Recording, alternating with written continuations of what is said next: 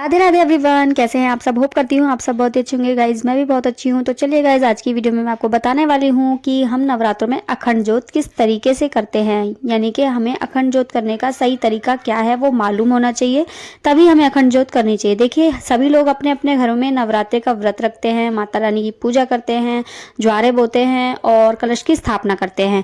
तो देखिए, उसी के साथ साथ हमें अखंड ज्योत की स्थापना भी करनी चाहिए।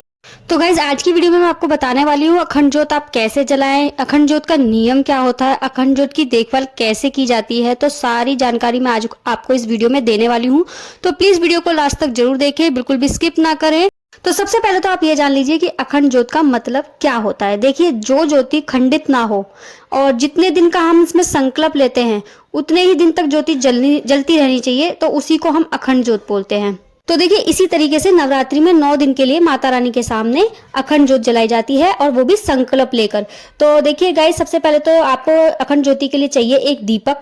मेरे पास है पीतल का दीपक, आप चाहे तो मिट्टी का भी दीपक ले सकते हैं। और देखिए, ये इस तरह से पेच वाला दीपक होता है, खुलने वाला, इसी के अंदर हम बाती लगाते हैं। तो देखिए गाइस, अगर आप मिट्टी का दीपक ले रहे हैं तो मिट्टी का दीपक आपको एक दिन पहले जो है भिगो कर रखना होता है, जिससे कि वो पानी ऑब्जर्व कर ले अच्छे से, और बाद में उसमें तेल और घी जो भी आप डालते हैं तो वो काफी लंबे टाइम तक चल जाता है। तो चलिए देखिए, सबसे पहले आपको दीपक चाहिए। दीपक के बाद आपको दीपक के अंदर लगाने के लिए चाहिए बाती। बाती हम कलावे की बनाते हैं यहाँ पर, आप चाहें तो रेडीमेड बाजार से ला सकते हैं, लेकिन वो बाती सही नहीं होती। तो मैं हर बार घर पर ही बाती बनाती हूँ, और बाती हमेशा 1.25 हाथ लंबी बनानी है आपको, यानी कि 1.25 हाथ की बाती बनती है। कलावे को आप 2-3 बार करके, मतलब 2-3 बार दोहरा तीरा करके, फिर उसके बाद हाथ से लेकर कोहनी तक नाप लें, उससे थोड़ा सा एक्स्ट्रा और कर ले तो वो 1.25 हाथ की बाती बन जाती है। और 1.25 हाथ की बाती हम इसलिए बनाते हैं ताकि वो 9 दिन तक आराम से चल सके। और बाती को आप बिल्कुल ना तो ज़्यादा मोटा बनाएं ना ज़्यादा पतला बनाएं, मीडियम साइज़ की आपको बाती बनानी है। और पेच खोलकर दीपक का फिर उसके अंदर इस बाती को लगा देना है। तो बस इसी तरीके से आपको बाती बनाकर दीपक के अंदर लगानी है। उसके बाद आपको दीपक के अंदर भरने होते हैं चावल। थोड़े से, 1 मुट्ठी चावल, थोड़े से चावल आप इसमें डाल देंगे ना, तो जो भी आप दीपक के अंदर तेल घी जो भी आप इस्तेमाल करेंगे अखंड ज्योति के लिए, वो थोड़ा एक्स्ट्रा चल जाता है, मतलब थोड़ा ज़्यादा चल जाता है। आपको जल्दी जल्दी तेल और घी नहीं डालना पड़ेगा। तो ये चीज़ आप आजमा के देखें, अगर आप चावल डालकर तेल और घी उसमें डालेंगे तो वो थोड़ा ज़्यादा लंबे समय तक चलता है। उसके बाद आपको दीपक के अंदर घी डालना होता है। घी आपको देसी घी मिल जाता है तो बहुत ही अच्छी बात है, मतलब गाय का शुद्ध देसी घी हो तो बहुत ही अच्छी बात है। उसके अलावा आप तिल के तेल से भी अखंड ज्योत को कर सकते हैं। तो आप अपने सामर्थ्य अनुसार जैसा भी हो, आप उसी हिसाब से अखंड ज्योत कर सकते हैं। तो मैंने यहाँ पर देसी घी डाल दिया है ज्योत के अंदर। तो अब करनी होती है आपको अखंड ज्योति की स्थापना। तो अखंड ज्योति की स्थापना आप डायरेक्ट चौकी के ऊपर भी कर सकते हैं, चावल का आसन देकर, या अष्टदल कमल बना सकते हैं आप चावल से। लेकिन मैं यहाँ पर प्लेट का इस्तेमाल कर रही हूँ। मैं प्लेट के ऊपर अखंड ज्योति की स्थापना करूंगी। मैंने यहाँ पर एक स्वास्तिक बना लिया है कुमकुम से, उसके ऊपर मैंने थोड़े से चावल रखे हैं, और इसी के ऊपर मैं अपनी अखंड ज्योति की स्थापना करूंगी। तो आप जब भी अखंड ज्योति की स्थापना करें, सबसे पहले आपको गणेश जी का ध्यान करना होता है। गणेश जी का ध्यान करते हुए आपको अखंड ज्योति की स्थापना करनी है। और अखंड ज्योति जो होती है वो माता रानी का स्वरूप होती है। तो गाइज, अब देखिए, आप जान लीजिए अखंड ज्योति के नियम क्या होते हैं। देखिए, जब भी आप अखंड ज्योत जलाते हैं तो घर को कभी भी आपको बंद करके नहीं जाना चाहिए, ठीक है। मतलब ताला नहीं लगना चाहिए आपके घर में। कोई ना कोई घर का सदस्य जरूर घर में होना चाहिए जब आप अखंड ज्योति करते हैं तो। और देखिए गाइज, अगर आप वर्किंग हैं, आप जॉब वगैरह करते हैं, आप काम पर जाते हैं और आपको घर बंद करके जाना होता है, लेकिन आपको अखंड ज्योति भी करनी है माता रानी की, तो आपको क्या करना है, आपको किसी मंदिर में या किसी शक्तिपीठ पर आप अपने नाम की ज्योति वहां पर जलवा सकते हैं किसी पंडित जी से। और आप अखंड ज्योति का सामान वहां मंदिर में पहुंचवा दें। पंडित जी आपकी 9 दिन के लिए ज्योति वहीं पर जला देंगे। आप बीच बीच में बस दर्शन करके आते रहें। तो इस तरीके से भी आप अखंड ज्योत कर सकते हैं। तो गाइज, ये मैंने आपको पहले बता दिया है कि अखंड ज्योत माता रानी का स्वरूप होता है। तो आपको अखंड ज्योत की पूरी अच्छे से सेवा करनी है 9 दिन तक। आपको सबसे पहले अखंड ज्योत पर तिलक करना है, दीपक पर तिलक करना है, फिर उसके बाद दीपक पर थोड़ा सा कलावा बांधना है, फूल समर्पित करने हैं। उसके बाद आपको अखंड ज्योत जलानी है। तो गाइज, 9 दिन का संकल्प लेते हुए ही आपको अखंड ज्योत प्रज्वलित करनी है। और हमेशा हाथ में चावल फूल लेकर, और थोड़े बहुत जो आपसे दक्षिणा बन जाए वो हाथ में लेकर, इस तरह से आपको संकल्प लेना होता है। और संकल्प करने के बाद आपको अखंड ज्योत प्रज्वलित करनी होती है।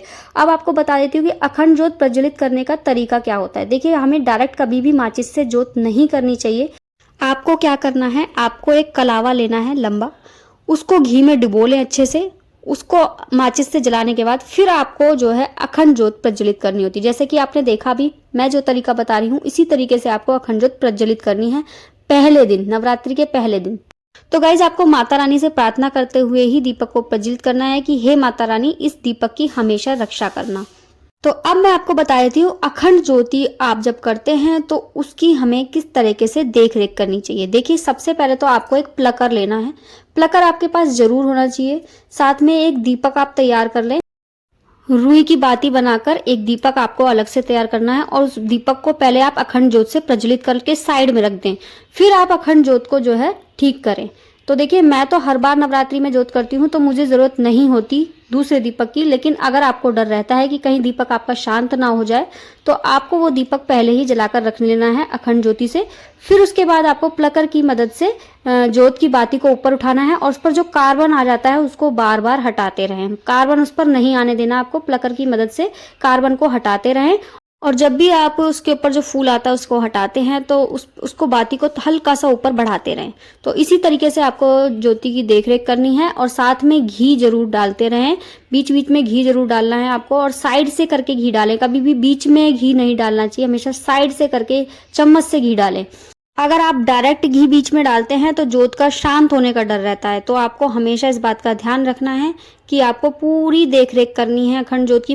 और ये मैं आपको पहले ही बता चुकी हूँ कि अखंड ज्योत का मतलब ही ये होता है कि जितने दिन का आपने संकल्प लिया है, जैसे कि नवरात्रि है, आप 9 दिन का संकल्प लेकर इस ज्योत को प्रज्वलित करते हैं अपने घर में, तो 9 दिन के संकल्प तक ये ज्योत खंडित नहीं होनी चाहिए। ये दीपक आपका शांत नहीं होना चाहिए। खंडित मतलब शांत नहीं होना चाहिए। इसी तरह से 9 दिन तक जलते रहना चाहिए। देखिए, अब अखंड ज्योति के मैं कुछ ऐसे नियम भी आपको बताई थी जो आपको करने ही हैं। सबसे पहले तो अखंड ज्योति के पास कोई ना कोई घर का सदस्य बने रहना चाहिए। घर खाली नहीं छोड़ना चाहिए आपको। और जहाँ पे भी आप अखंड ज्योत कर रहे हैं वहाँ साफ सफाई का ध्यान रखें। और प्याज लहसुन का आपको घर में बिल्कुल भी प्रयोग नहीं करना है। शुद्ध सात्विक भोजन आपको खाना है। उसी के साथ साथ आप देखिए, ज्योत जो करते हैं अखंड ज्योत, वो मनोकामना पूर्ति के लिए भी कर सकते हैं। तो आप 9 दिन की जो ज्योत कर रहे हैं उसमें आप कोई भी अपनी मंगल कामना लेकर मनोकामना पूर्ति के लिए भी आप इस अखंड ज्योत को कर सकते हैं। तो गाइज, होप करती हूँ आपको ये छोटी सी वीडियो, छोटी सी जानकारी अच्छी लगी होगी। अगर अच्छी लगी है तो प्लीज वीडियो को लाइक शेयर कमेंट करना बिल्कुल ना भूलें। चैनल को भी जाकर जल्दी से जल्दी सब्सक्राइब कर लें, जिससे कि आने वाली वीडियोस का नोटिफिकेशन आप तक पहुंचता रहे और आपको ये यूजफुल जानकारी मिलती रहे। तो चलिए गाइज, मिलती हूँ आपसे किसी नेक्स्ट वीडियो में किसी अच्छी सी जानकारी के साथ। तब तक के लिए राधे राधे, जय माता दी।